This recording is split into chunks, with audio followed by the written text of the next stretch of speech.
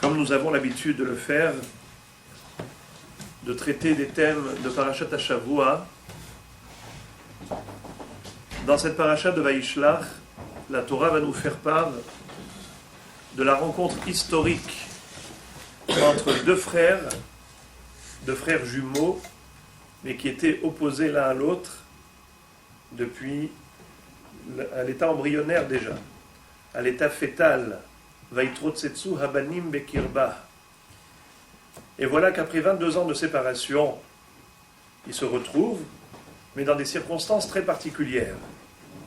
Yaakov savait que Esav lui en voulait à mort pour lui avoir dérobé les brachot.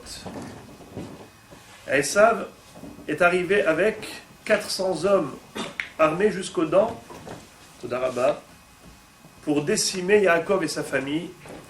Il était là avec tous ses enfants, ses 4 épouses. Vaïra Yaakov me'od, vayetzerlo. Yaakov a très peur, il est inquiet, mal à l'aise. Et Rashi explique que cette répétition, cette redondance, en disant Vaïra et Vayetzer, il a eu peur pour lui, pour sa famille, mais également il était mal à l'aise d'être obligé d'attaquer pour se défendre. Un Ben Israël ne se réjouit jamais de devoir faire utilisation des armes, même lorsque cela est dans un cas de légitime défense. Il ne se complaît pas dans cette situation. Vaïra, Vayetzer. Mais avant de passer aux détails de la fin de cette rencontre, qui était finalement une fin heureuse, puisque au lieu de le tuer, Esav a embrassé son frère, et Chachamim m'ont fait remarquer le fait que, malgré la nature de haine qu'a Esav pour Yaakov, Halacha beyadoua chez Esav sonel Yaakov, et pourtant, à ce moment-là, Nichmeru rachamav beota sha'a, uneshako bechol libo. La Torah va dire Vaïshakeu, il a embrassé de tout son cœur, contrairement à ce qu'on s'attendait. Mais je voudrais reprendre à Botaï le sujet depuis le début, puisque la Torah nous décrit le déroulement et le développement de ces deux familles, Yaakov et Esav, au travers de Parashat Toldot, Vayetse et Vaishlach.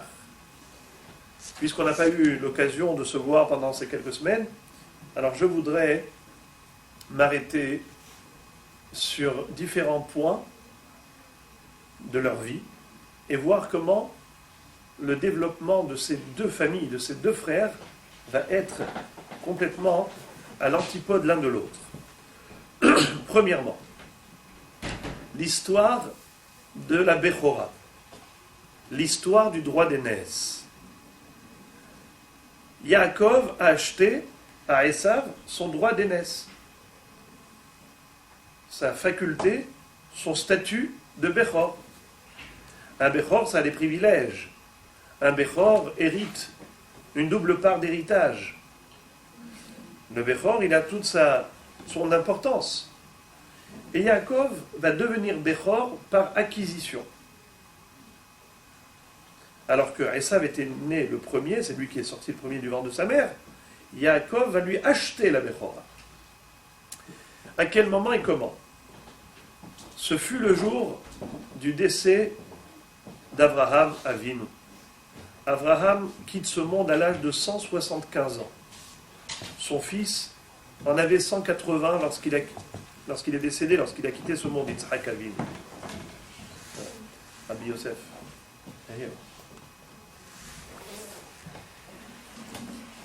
Chachamim nous disent que ces 5 années de vie dont a été privé Abraham, c'est parce qu'Akadosh Baruch Hu lui avait promis une belle vieillesse. Ve'ata tikaver beseva tova. Et Abraham Avinu ne pouvait pas, en aucun cas, considérer qu'il avait eu une belle vieillesse s'il était témoin du déclin spirituel de son petit-fils Esav. Or, Chachamim nous raconte que ce jour du décès d'Abraham, Esav avait commis 5 fautes extrêmement graves. Avodah Zara, Gilui Arayot, Shfichut Damim, les avérotes les plus graves, et encore d'autres. C'est pourquoi Akadosh Baruch Hu a décidé, pour faire vivre Abraham une belle vieillesse, il a décidé de retirer de ce monde, pour pas qu'il vive cette horreur de voir son petit-fils Racha, un mécréant, un impie. Abraham est décédé, et donc Yitzhak est en deuil. Qui s'occupe de la Seudat Havra'a? Le premier repas qu'on donne à l'endeuillé, c'est de lui donner à manger de l'étranger, un étranger qui prépare pour lui. Généralement, on donne des aliments qui ont une forme ronde, comme des œufs ou des lentilles. C'est ce qu'a préparé Yaakov Avinu à son père, un plat de lentilles. Esav, qui revenait de l'extérieur après un combat farouche contre Nimrod, il était fatigué, épuisé, il va dire à son frère Yaakov, écoute, je suis fatigué. Alaïtenina mina adom ha'adom hazeh, ki ayef anochi. Alken kara shemo edom. Il va dire à son frère, écoute, mon cher frère Yaakov, je suis tellement fatigué que je n'ai même pas la force de soulever la marmite. Je vais ouvrir grande ma bouche et tu vas verser le contenu de la casserole dans mon gosier. Comme un chameau. Alors là, la Torah va dire, comme il a dit, donne-moi de ce rouge, au lieu de dire donne-moi de ces lentilles, puisque les lentilles étaient rouges. Voilà, Alken Kara Shemo Edom. C'est pour cela que, désormais, Esav va porter un surnom, Edom, lui et sa descendance. Il y a ce qu'on appelle Malchut Edom, le royaume de Edom. D'ailleurs, actuellement, nous sommes en Galut Edom, dans l'exil de Edom, parce que ce sont les Édomim, les Romains, descendants issus de Esav, qui étaient Édomis, qui ont détruit le Beth Amikdash et qui nous ont exilés après la destruction du second temple. Alors on est dans Galut Edom. Alken Kara Shemo Edom. Et depuis on l'appelle Edom. Et c'est là que Yaakov lui dit, très bien, tu veux que je te donne à manger ce plat, et ce plat je l'ai préparé pour papa. Tu comprends qu'il y a des priorités. Il dit, oui mais j'ai très faim, je suis très fatigué. Il dit, dans ce cas-là, si tu veux bien, donnant, on va faire un échange. Si tu veux bien accepter ce marché. Lequel? Tu veux de l'argent? Il a dit non. Je voudrais que tu me payes par une valeur spirituelle. C'est quoi ce truc? Il dit, je voudrais que tu me vendes ton droit d'aînesse. Ta Bechora, tu es Bechor? Eh bien, tu me vends ce statut d'aînesse. Il a dit, en quoi consiste le privilège d'être un aîné? Il dit, sache que le Bechor, c'est comme un Kohen. Vous savez qu'avant la faute du veau d'or, qui était considéré comme privilégié pour officier auprès d'Hachem pour le culte sacré? C'était les Bechorim. Le Bechor a un statut de Kohen. Il a dit, tu veux être Kohen pour un Kadosh Baruch Hu?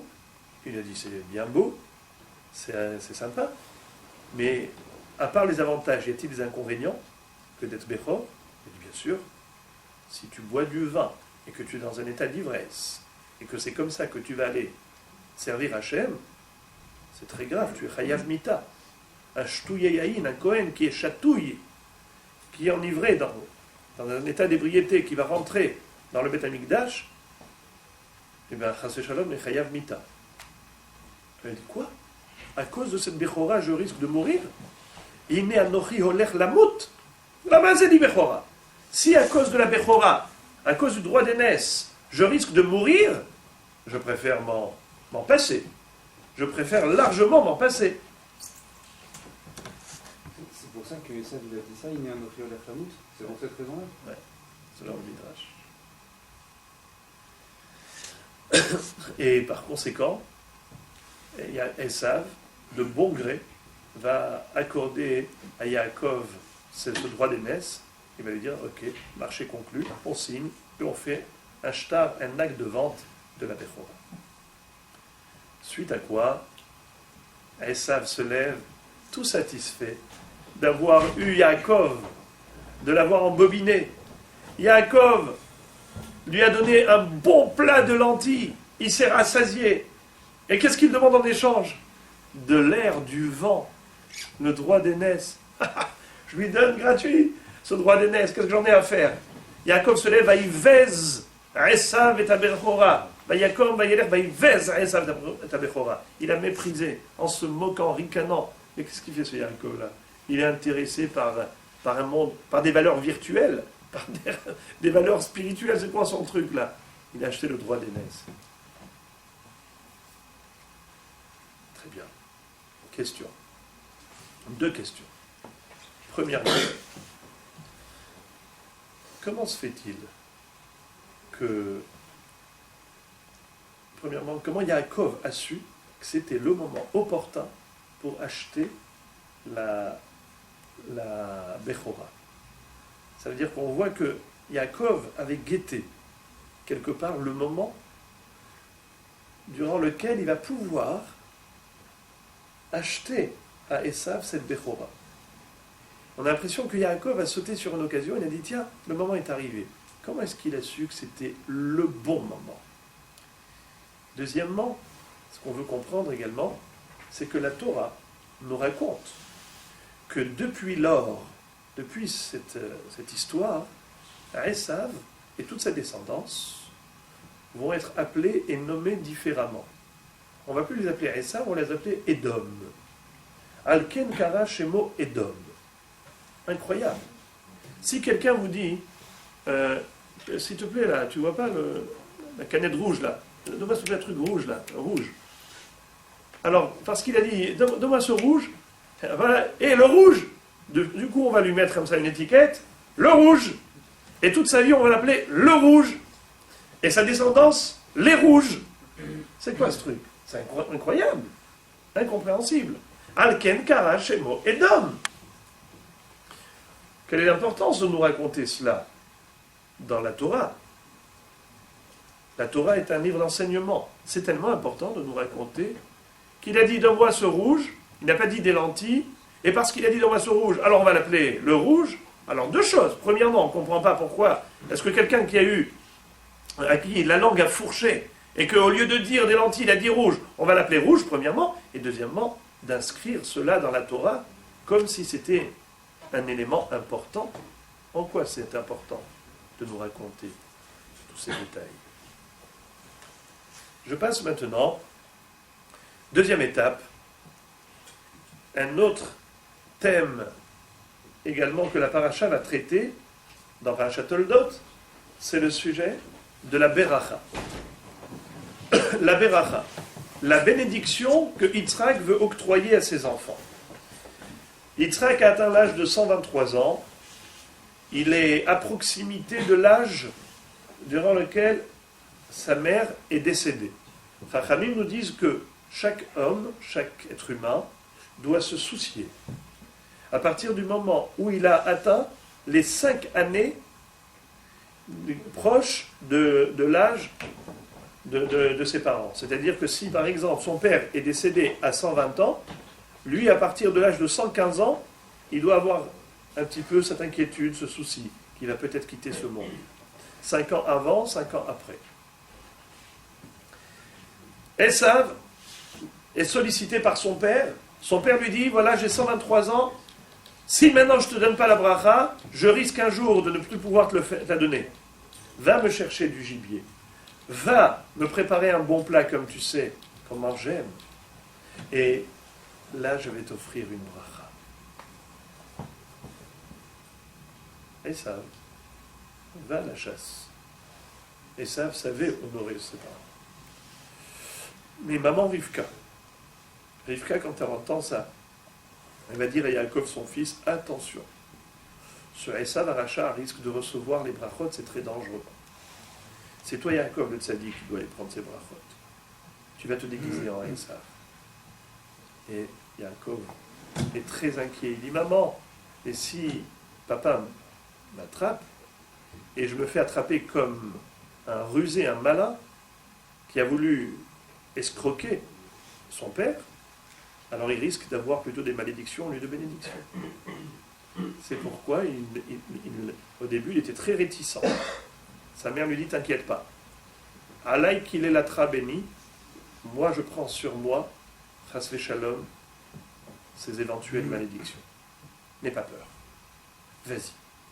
Et elle lui met pour le déguiser des peaux de mouton sur ses bras, étant donné que Esav était poilu.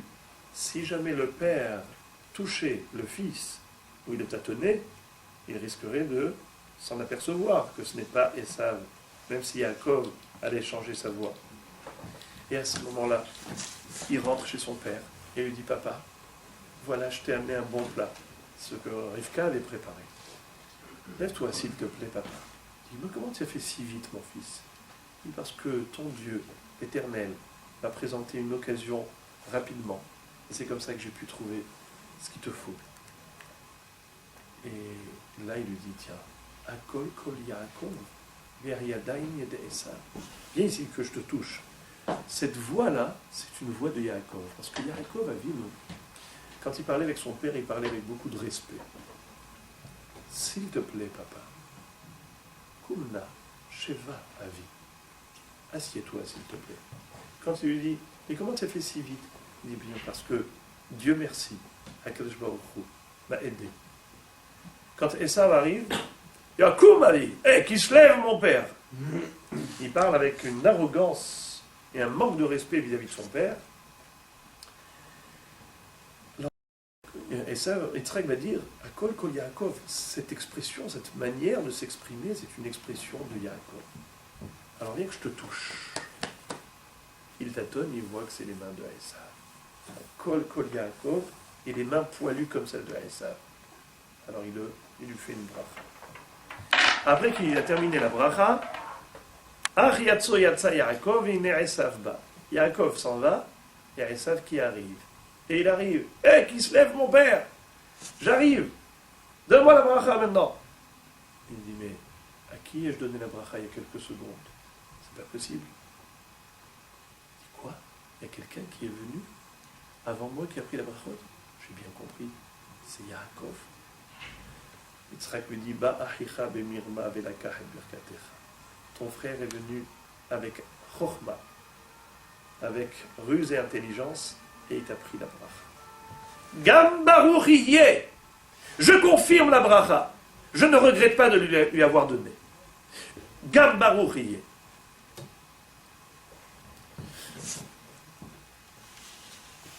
Plusieurs étonnements. Premièrement, pourquoi est-ce que Yitzhak s'entêtait pour donner la bracha uniquement à Esav?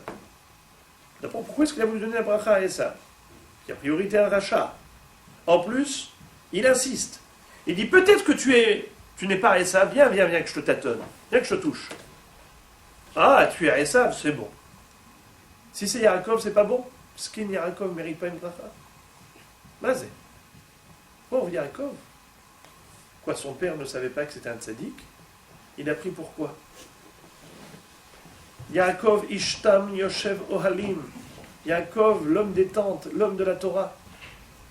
C'est ça la considération qu'a son père pour lui? C'est ce qu'il mérite, le pauvre? On ne peut pas dire cela. On ne peut pas dire que Yitzhak, ignorait la qualité de Yaakov. On ne peut pas dire non plus qu'il était soudoyé par Esav, séduit par ses bons plats. Comme écrit dans la Torah, Ehav Yitzhak et Esav ki tsaïd bepiv. Qu'est-ce que ça veut dire? Yitzhak aimait Esav parce que le gibier de Esav était dans la bouche de Yitzhak. Alors on a l'impression que Yitzhak est soudoyé par Esav. En plus, peut-être qu'il croit que c'est un ultra tzaddik. D'ailleurs, il lui posait des questions de halakha très subtiles. Papa, comment est-ce qu'on prélève la dîme du sel, de la paille? Quel tzaddik! En plus, il se marie à l'âge de 40 ans, comme son père qui s'est marié à l'âge de 40 ans.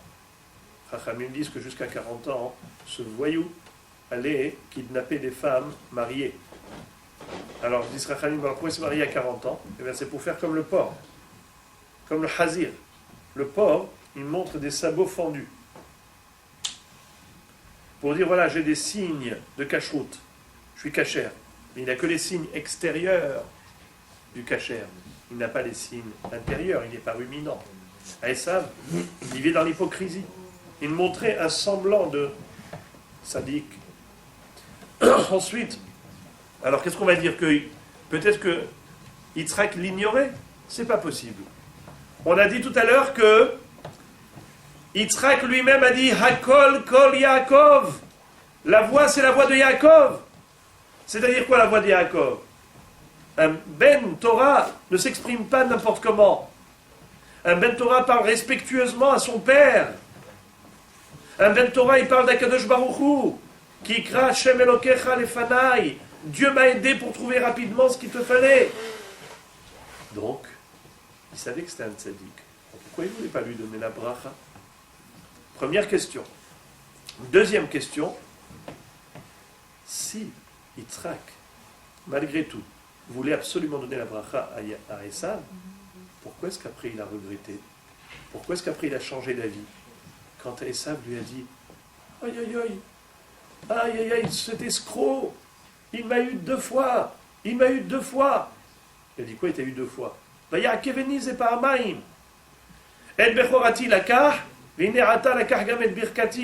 maintenant il m'a pris, avant il m'a pris le droit d'aînesse, et maintenant il m'a pris les bénédictions. Alors il lui dit Gam Baruchiyeh. Pourquoi il a changé d'avis? Si Yitzhak était convaincu par cette volonté de bénir Esav, pourquoi a-t-il changé d'avis? Et il a dit je confirme. J'ai donné par erreur la bracha à Yaakov, mais maintenant, a posteriori, j'en suis satisfait, j'en suis ravi et je confirme. Je ne comprends pas. S'il voulait absolument donner la bracha à nous, il voulait donner la bracha absolument à qui? À Esav, pourquoi est-ce qu'il a changé d'avis?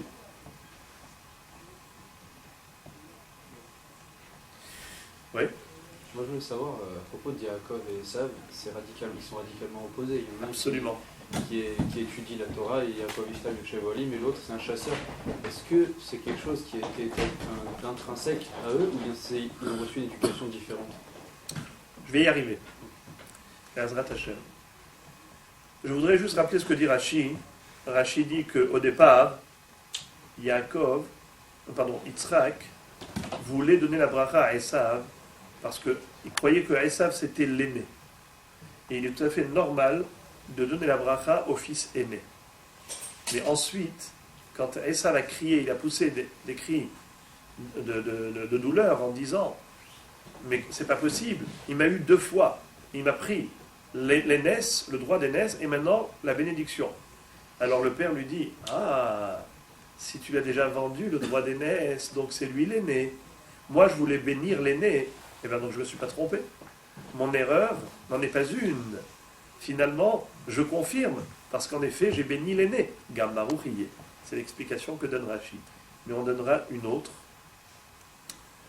en rajoutant encore une autre question. À la fin de Paracha de Toldot, on retrouve un épisode extraordinaire. C'est que Rivka va dire à Yitzhak, j'ai peur que Esav tue Yaakov. Pardon, elle ne va pas lui dire que j'ai peur que Yitzhak tue Yaakov. Elle a eu peur que Esav tue Yaakov. Mais elle va dire à Yitzhak, son mari, je ne voudrais pas que Yaakov épouse une fille de Kénaan. Envoie-le, s'il te plaît, chez mon frère Bethuel, chez mon frère Lavan plutôt, qui puisse épouser l'une de ses filles. Je ne voudrais pas que Yaakov reste ici à la maison. En fait, elle avait peur qu'il se fasse tuer. Yitzhak convoque Yaakov, et quand il arrive, il lui dit, viens mon fils, j'ai une bracha à te faire. Écoutez la bracha. El Shaddai yevarech otcha v'yafrecha v'yarbecha v'yita lekalamim v'yiten lecha et birkat Avraham lecha ulzaracha itach lerichtecha et eretz megurecha asher natan Elohim leAvraham. Que Dieu te bénisse, te multiplie, qu'il fasse de toi de grandes nations et que la bracha d'Avraham Avinu te soit donnée à toi et à ta descendance pour hériter Eretz Israël et devenir le peuple d'Israël, celui qui va recevoir la Torah. Donc, vous voyez que Yaakov reçoit une seconde beracha. Mes amis, vous vous souvenez, quand Esav était venu tirer la sonnette d'alarme. Et il a dit à son père, papa, mais même si tu t'es trompé et que tu as donné une bracha par erreur à mon frère Yaakov, mais moi aussi je suis ton fils. Et tu savais que tu avais 2 enfants. Si tu avais 2 enfants, donc tu as prévu 2 bénédictions, une pour chacun. Maintenant tu t'es trompé. Tu as donné ma bénédiction à Yaakov par erreur. Et bien maintenant donne-moi la bracha que tu avais prévue pour Yaakov et donne-la moi à moi. Finalement, c'était quoi la bracha qu'il avait prévue pour Yaakov? Veiten lecha et birkat Avraham. La bracha qu'Hachem a faite à Avraham de lui donner Eretz Israël, de lui donner Torah Israël. Toute cette bracha, il dit, je te l'accorde maintenant à toi Yaakov. Pourquoi est-ce qu'il n'a pas donné à Esav? On aurait fait un chassé-croisé. Par erreur, tu as donné la bracha à Yaakov, et bien donne maintenant à Esav la bracha de Yaakov. Oui.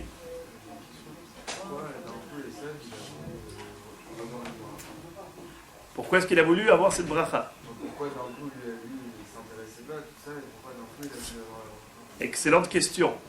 Il faut dire que Esav n'était pas un ignorant.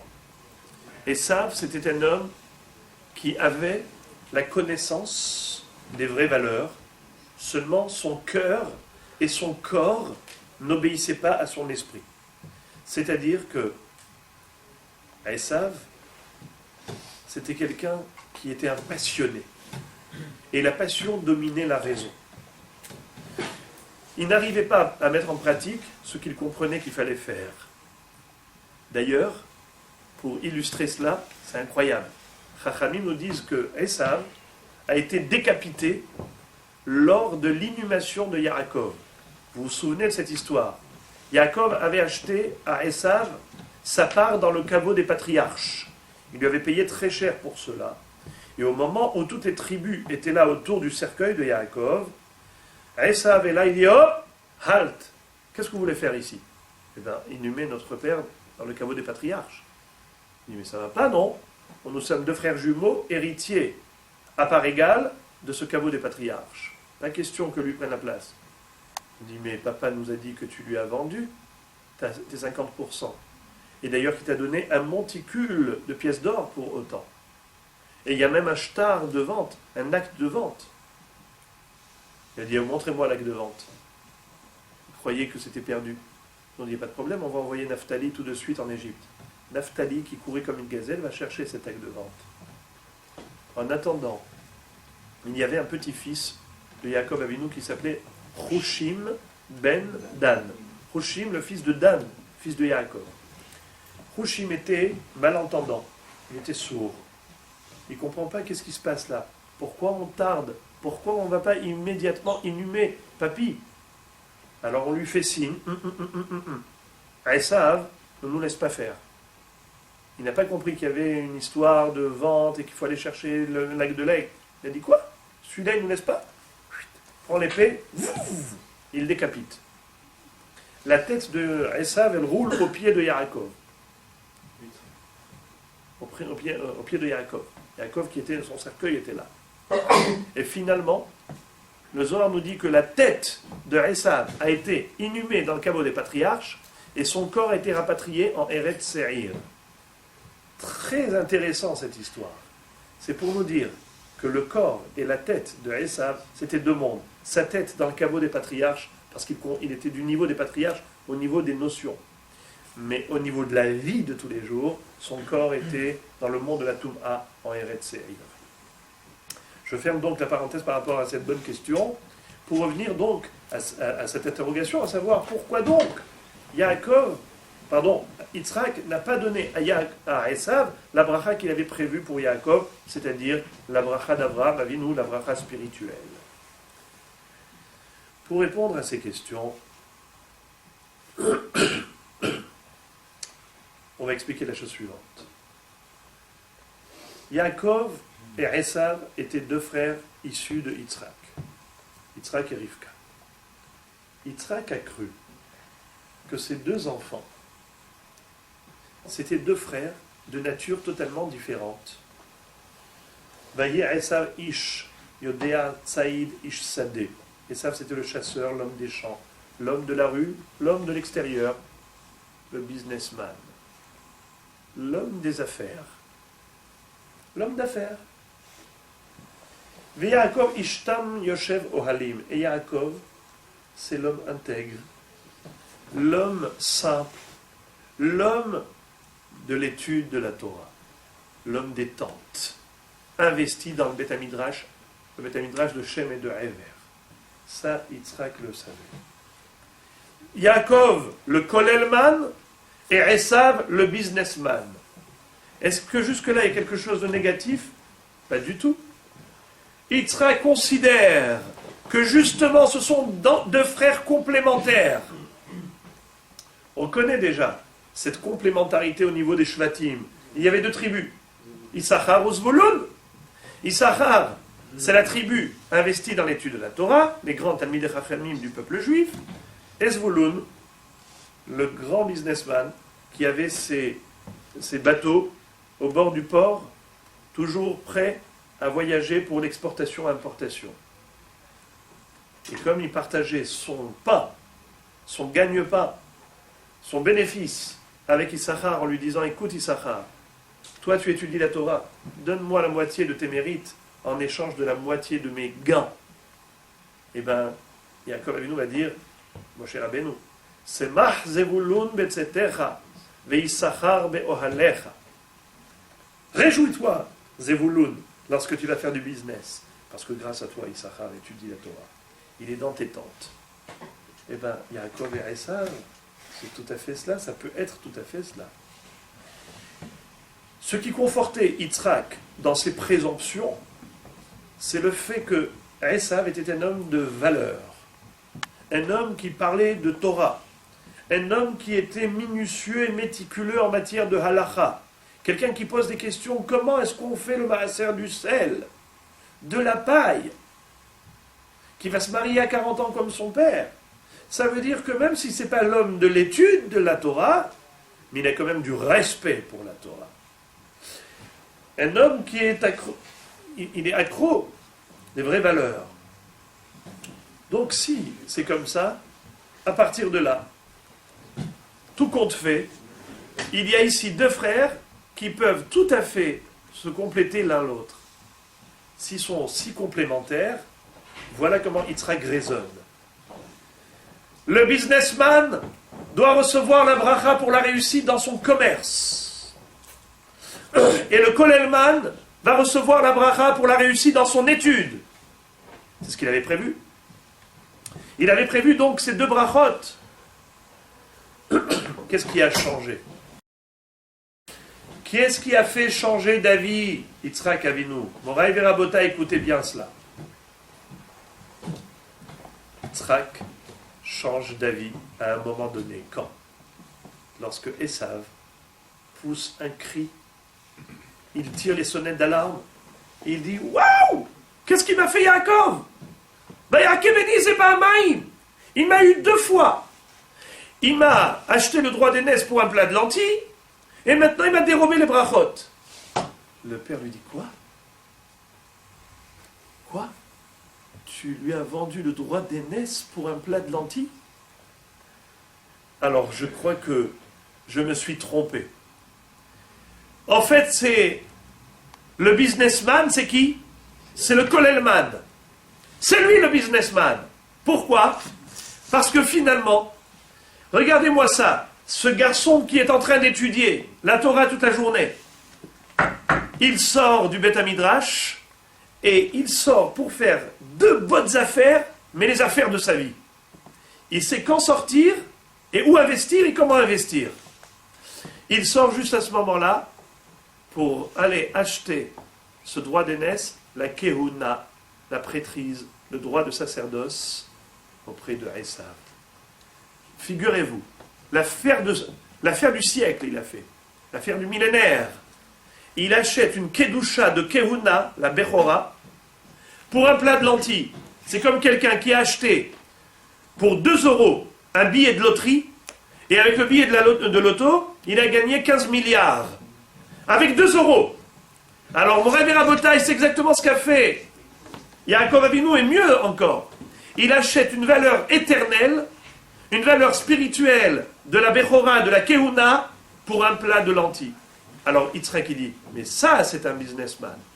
Deuxièmement, quand il s'agissait de prendre des brachot, il a su encore une fois faire les choses avec malice et ruse. Il a conquis les brachot. Et toi, que j'ai cru être le businessman, tu t'es fait avoir à tel point? Tu t'imagines? Pour un plat de lentilles, tu brades la Keuna? C'est ça un homme de valeur? Un homme qui, pour un plaisir immédiat de quelques centimètres du gosier, pour quelques secondes du plaisir du palais, il vend sa richesse spirituelle pour un plaisir éphémère, provisoire. C'est pas possible. On ne peut pas considérer ça comme étant un homme de valeur. Si tu brades autant les valeurs spirituelles pour un plaisir matériel aussi éphémère. C'est comme ça que Yitzhak a compris qu'en effet, le businessman n'en était pas un, et le kollelman était également businessman. C'est pour cela que maintenant il décide de donner la bracha de réussite matérielle à qui? À Yaakov. Il dit Gam Baruch Ihyeh. Je confirme. Au début, j'ai cru que je m'étais trompé parce que j'ai donné une bracha matérielle à Yaakov. Qu'est-ce que Yaakov a vu nous faire avec une bracha matérielle? Mita Shamaim ou Mishmane Haaretz Verov Dagan Vetirosh. Mais Yaakov Avinu, il est dans le Kollel, il est dans le Beth Midrash. Qu'est-ce que tu fais une bracha pour Dagan, Tirosh, pour les céréales, pour le vin, pour le produit de la terre? Mais lui, il n'a rien à faire avec tout ça. Il est en train d'étudier la Torah du matin au soir. Oui. Mais il sait quand faire le business, et il sait quand fermer le livre pour faire les bonnes affaires, mais les affaires du siècle. Il mérite la bracha, même de réussite matérielle. Alors tu vas dire maintenant, alors si c'est comme ça, si erreur il y a eu, et qu'on a donné la bracha de Esav à Yaakov, et bien qu'on donne la bracha de Yaakov à Esav, c'est-à-dire la bracha spirituelle qu'il lui a donnée à la fin, Veiten lecha et birkat Avraham, et eretz megurecha. Veiten lecha et birkat Avraham, lecha ulzaracha, itar lerishtecha, et eretz megurecha, asher natan Elohim le Avraham. La bracha de Torah Israël, de Eretz Israël, toute la bracha spirituelle qu'Akadosh Baruch Hu a donnée à Avraham, Yitzhak il la donne à Yaakov. Pourquoi il n'a pas donné à Esav? Parce que Esav n'a rien à voir avec ça. Esav, ce qu'il lui faut, c'est une bracha sur le plan matériel. Bracha spirituelle, mais il n'est pas dans l'étude. Il n'est pas dans le Beth Midrash. Qu'est-ce qu'il va faire lui avec Eretz Israël et Torah Israël? Eretz Israël, pourquoi elle a été donnée? Pour manger du shawarma ou du falafel? Non. C'est les kayem à mitzvot ateluyot ba'aretz. Pour accomplir les mitzvot qu'on ne peut pas accomplir dans la diaspora. Les 613 mitzvot, on peut les pratiquer qu'en Eretz Israël. Donc, Yaakov, qui recherche la spiritualité, c'est à lui. Par contre, Esav a perdu même sur le plan matériel. Et maintenant, nous arrivons. J'arrive à la fin. Écoutez bien. Quelle heure est-il, s'il vous plaît? 8h10. Il reste encore 5 minutes. Écoutez bien, Rabotaï. Je vous avais dit tout à l'heure comment Yaakov a su que c'était le moment opportun pour acheter et acquérir le droit d'aînesse, la Bechora, à Esav. Comment est-ce qu'il a su? Il a su parce que quand il lui a dit « Donne-moi à manger de ce plat », il n'a pas dit « Donne-moi de ce plat de lentilles », il lui a dit « Al-Aitenina mina adom ha-adom azé ». Et « Alken kara shemo edom ». Et on s'est posé deux questions. On a dit, d'abord, comment est-ce que Yaakov a su que c'était le bon moment? Et deuxièmement, pourquoi est-ce qu'on va appeler toute la descendance de Esav Edom? Edom, pourquoi? Parce que le papy Esav s'est trompé, il a dit Al-Aitenina mina adom ha-adom azé. Et alors, parce qu'il a appelé les lentilles sur le nom de leur couleur, rouge, alors on doit l'appeler rouge, et à lui, toute sa descendance. Et pourquoi la Torah nous raconte ce détail? Qu'il a appelé rouge. Rabota, écoutez bien. Yaakov et Esav, ce sont deux cultures, deux civilisations, deux frères qui, déjà du ventre de leur mère, s'opposent l'un à l'autre. Vaïtrotsetsu habanim bekirba. Les frères se disputent. Ils se disputent quoi? Le Midrash va dire Merivim benahalat shene olamot. Esav il prend le olam hazé et Yaakov prend le olam haba. Au niveau du olam hazé, Esav, qu'est-ce que ça veut dire le olam hazé? Le olam hazé, c'est le plaisir instantané. Il veut que ça paye cash. Alors il est attiré par quoi, Esav? Par la couleur, par l'aspect superficiel, par l'esthétique, par la beauté.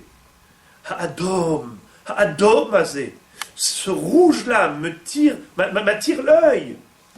C'est ça ce que Esav. Car Shemo Edom, parce que c'est exactement l'approche de Esav durant toute sa vie. C'est que les aspects superficiels. C'est ça les valeurs de la vie de Esav. Le plaisir instantané, les artifices, le jeu de lumière, les spots, les sons. Vous entendez les percussions dans des maisons de danse, hein, des bois de danse. Et comme ça, les gens comme ça sont pris, hantés par un esprit de... ils rentrent en transe. Ils ont perdu la maîtrise. Pourquoi? La maîtrise d'eux-mêmes. Parce que c'est le jeu de lumière. C'est Adom Azé. Ils sont saisis par le Adom. Yaakov Avinu, il n'est pas impressionné par le Adom. Yaakov Avinu va dans la profondeur de la vie, dans les valeurs réelles, dans la Kehuna. Qu'est-ce que c'est que la Bechora qu'il a acheté à Esav? La Kehuna. Un Bechor, c'était le Kohen. Et c'est pour ça que justement que Esav ne voulait pas être Bechor. Parce qu'il avait peur de ce que lui avait dit Yaakov. Kohen Shatou Yain Hayav Mita. Il va dire Ine Anochi Olech Lamut Lamazeli Bechora. Alors, Moray et Rabotai, quand Yaakov et Esav se retrouvent finalement, ils se retrouvent finalement dans Parashat Vayishlach, rencontre historique. Yaakov arrive avec ses 4 épouses, tous ses enfants, avec un troupeau gigantesque. Esav, il arrive, il dit Milecha kol hamachane hazeh asher pagashti. Qu'est-ce que c'est que tout ce camp-là que j'ai rencontré? Mi elelach, qui sont pour toi? Il ne lui a pas dit Mi kol hamachane asher pagashti. Mi lecha. Qu'est-ce qu'ils sont pour toi? Qu'est-ce que ça veut dire qu'est-ce qu'ils sont pour toi? Le pirouche est le suivant. Esav dit à Yaakov, je ne comprends rien. Dans le ventre de maman, déjà, on s'était disputé et on a partagé les deux mondes. Moi, j'ai pris le Olam Hazé, le monde matériel, et toi, le Olam Haba, le monde spirituel.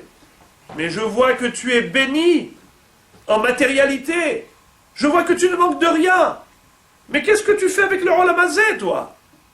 Yaakov Avinu, ta place, elle est dans le Beth Midrash. Je vois que tu as une si belle famille. Je vois que tu as, Baruch Hashem, une bracha même sur le plan gashmi, sur le plan matériel. Mais c'est pas ça qu'on avait conclu. On avait conclu que toi tu prennes Olam Haba et moi Olam Hazé. Moraï Verabotaï, quelle est la réponse? Il y a 2 sortes de Olam Hazé. Il y a le Olam Hazé de Yaakov et il y a le Olam Hazé de Esav. Quelle est la différence? C'est que le Olam Hazé de Esav, c'est que la superficialité, que le Adom. Mais le Olam Hazé de Yaakov, c'est la profondeur. C'est-à-dire, on se sert du Olam Hazé pour le Olam Haba. Quand Yaakov Avinu a choisi Olam Haba, ça ne voulait pas dire qu'à la naissance, directement il va au cimetière et Olam Haba. C'est pas ça, la kavana du Olam Haba de Yaakov. Yaakov, il s'est transformé le Olam Hazé en Olam Haba. Yaakov Avinu, toute sa vie, tout ce qu'il va faire, c'est pour le Olam Haba. Il va manger, il va boire. Mais pourquoi? Pour servir Hachem. On mange kasher. On paye plus cher. On va faire la bracha avant de consommer quoi que ce soit. Après la consommation. Et on mange pour avoir la force pour vivre pour Hachem. Et ainsi de suite. C'est-à-dire que Kol Ma'asecha Yu Leshem Shamaim, Vadaï que Yaakov ne manque de rien. Yaakov, il a le Olam Hazé, mais un Olam Hazé qui a une valeur de Olam Haba. Et c'est ça ce que, finalement, Yaakov a compris. Qu'au moment où Esav, sa langue a fourché, et qu'il a dit Al-Itenina mina Adom à Adom azé. Il savait que c'était le bon moment pour lui acheter la Bechora. Parce qu'un homme pour qui il n'y a que les valeurs superficielles qui comptent, c'est impossible qu'il accorde une valeur aux valeurs spirituelles. Pour lui, les valeurs spirituelles, c'est zéro. Ça n'a aucune importance. Il va te vendre sa Bechora pour un plat de lentilles. Il s'en fiche de la Bechora. Un plat de lentilles, ça paye cash. Maintenant, miam, miam, miam, miam, miam. Tout de suite, j'ai un plaisir instantané. Qu'est-ce que tu me parles de Bechora? C'est quoi dans le Olam Haba? Ah, ça c'est après, laisse tomber. Voilà la différence. Et là, il a compris, Yaakov, que c'était le moment ou jamais où il pouvait acheter de Esav cette valeur qui s'appelle Bechora. J'ai entendu d'un rave américain, il s'appelle Rav Shlomo Brevda Shalita. Il nous a dit que c'était pendant Ben Hametzarim, il était aux États-Unis pendant les 9 jours entre Rosh Chodesh Av et Tisha B'Av. Pendant ces 9 jours, il a vu des garçons en train de jouer au football. Et pendant le match de football, il y en a un qui a marqué le but. Du coup, les 11 de l'équipe, ils s'enlacent et ils ont poussé des cris. Waouh! On a marqué le but! On a gagné! Il a dit, Rabotai, ces gens-là, c'est impossible que dans 3 jours, c'est Tisha B'Av, ils soient capables de pleurer pour le Beth Amikdash. Impossible. Quelqu'un qui peut tellement se réjouir d'un but qu'il a marqué, ça veut dire qu'il accorde tellement d'importance à des éléments tellement superficiels qui n'ont aucune valeur réelle. Tout c'est dans la tête. Moi je ne suis pas contre le foot. Il faut faire du sport. Fais du sport, fais du sport. C'est bien pour la santé. Et la santé pour servir Hachem. Mais qu'est-ce que tu as besoin de passer des heures à regarder un match de foot? Qu'est-ce que ça peut te donner? Et qu'est-ce que tu t'emballes lorsqu'ils ont marqué le but? Et que Marseille a gagné Milan AC? Waouh! Et alors? Qu'est-ce que tu t'emportes pour ça? Qu'est-ce que tu t'emportes? C'est tellement important, mais mettre que ce morceau de cuir a touché le filet? Et que 22 personnes qui hurlent maintenant? Ceux-là ils pleurent et ceux-là ils hurlent de joie? Qu'est-ce que c'est que ça? C'est pas pour nous. Ça c'est le Adom de Esav. Et j'y arrive maintenant au mot de la fin. Quand Yaakov, dans Parashat Vayishlach, on nous raconte qu'il a combattu l'ange durant toute la nuit. C'était l'ange de Esav. Yaakov, finalement, a gain de cause. Le malach n'arrive pas à le battre. Et finalement, c'est Yaakov qui attrape le malach. Il lui dit, lâche-moi, je voudrais retourner au ciel. Il a dit, non, je ne te lâcherai pas jusqu'à ce que tu me bénisses. Il lui fait la bracha, et après ça, il lui dit, dis-moi, comment t'appelles-tu? Yaakov demande à l'ange, Hagidanali Shemecha, comment t'appelles-tu? L'ange lui répond, Lamazetish al-Lishmi. Pourquoi tu me poses cette question concernant mon nom? C'est quoi cette réponse? T'as demandé comment tu t'appelles, réponds comment tu t'appelles. Le Malbim donne une explication, un délice. Le Malbim explique la chose suivante. Il dit comme ça.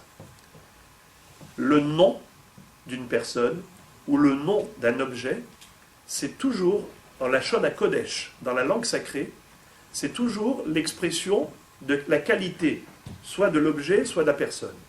Par exemple, Kelev, il s'appelle Kelev parce que Kulolev, c'est l'être le plus fidèle. Adam s'appelle Adam parce que Mina Adama, il a été créé à partir de la terre, et ainsi de suite. En hébreu, les noms ne sont pas des simples conventions comme pour toutes les langues. Alors quand Yaakov Avinu lui dit Hagidanali Shemecha, c'est-à-dire toi, c'était qui cet ange? Chachamim nous disent que l'ange de Esav c'était le Yetzer Hara. Le Yetzer Hara, le mauvais penchant qui vient faire fauter Yaakov. Il vient pour essayer d'attirer Yaakov et de le faire tomber dans le piège de la Havera. Alors Yaakov lui dit, dis-moi Yetzer Hara, comment t'appelles-tu? Parce que je voudrais connaître le secret de ta force. Le Yetzer Hara lui dit, la mazetish al-lishmi, explique le Malbim, je n'ai pas de nom, parce que je n'existe pas. Le Yetzer Hara n'existe pas, c'est juste dans l'imagination. C'est uniquement dans la force imaginaire. Avec des images, l'imagination.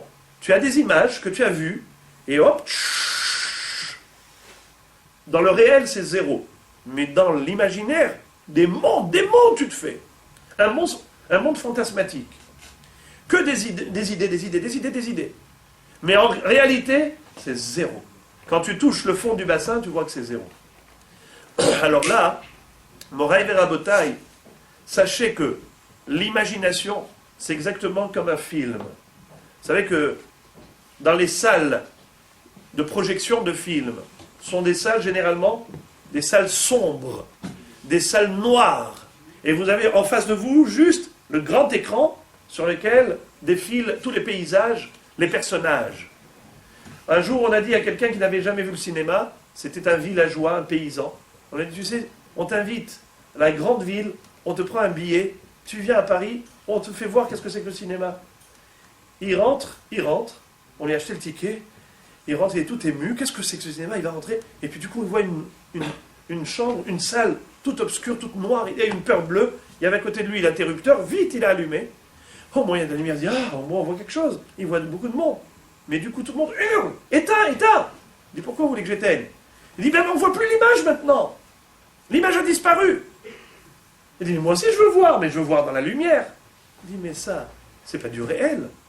Ça, c'est que du visuel, du virtuel. Et par conséquent, dès que tu mets la lumière, on ne voit plus rien. Ce n'est que dans l'obscurité qu'on voit ces images. Le Rav Léo Lapian dit la chose suivante. Dans le cerveau, il y a une possibilité d'allumer une lumière. La lumière s'appelle Kiner Mitzvah Vetorah Or. Tu allumes la lumière de la Torah, il se passe quelque chose d'extraordinaire.